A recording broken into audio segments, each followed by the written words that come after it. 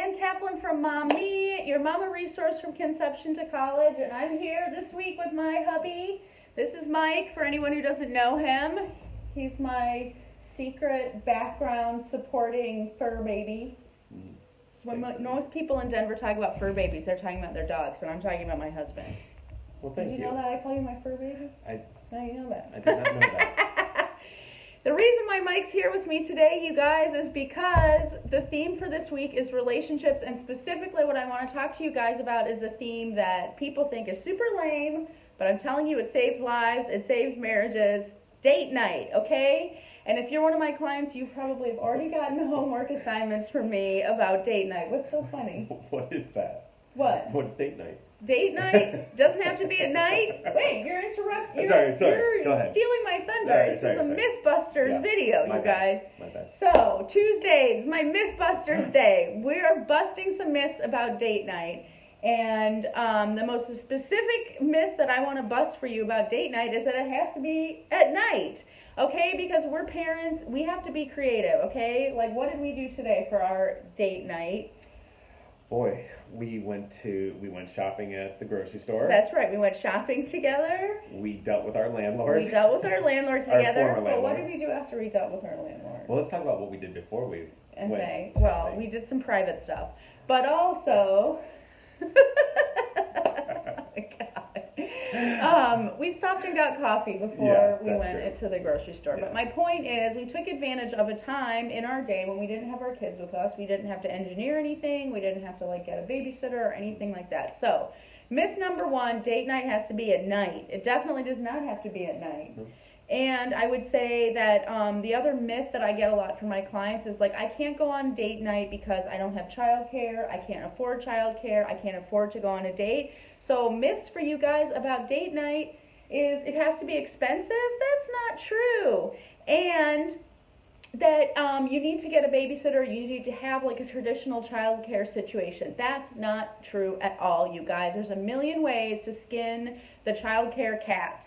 And if you're one of my clients, you've already probably brainstormed about that stuff with me, because that's a huge part of what we do. First month in the Whole Woman Happy Family program, almost every single client, we spend a lot of time figuring out how to get you some time away from your kids, and that means sometimes childcare brainstorming.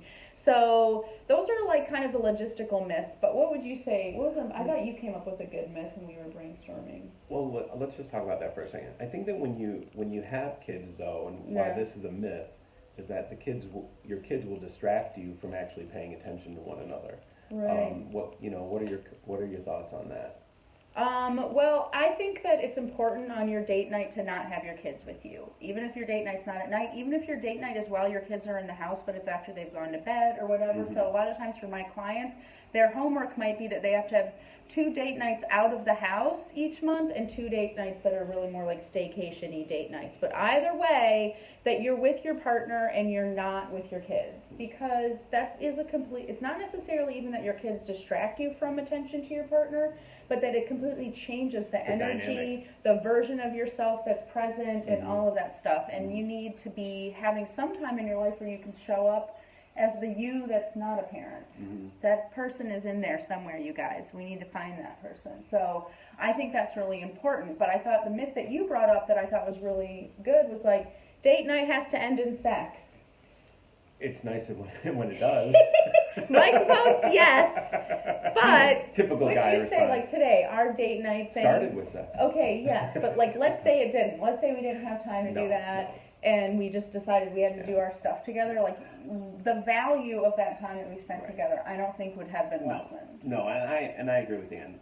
The goal for date night, at least for me, is connectivity. Right. And it doesn't necessarily need to be physical. It needs to just be emotional. It needs to be we're present with one another, because God knows our lives are so hectic. Sometimes the whole reason why date night is a great thing is so we can actually connect with one another. And I think that's a really good segue into the last myth I want to talk to you guys about. This connectivity concept is so powerful, because what my last myth for you guys is that you have to feel romantic to have a date night. That's not true. Sometimes you're not in the mood for a date night. Sometimes you're definitely not in the mood for having sex or whatever, but that doesn't mean that you shouldn't be engineering into your life time with your partner.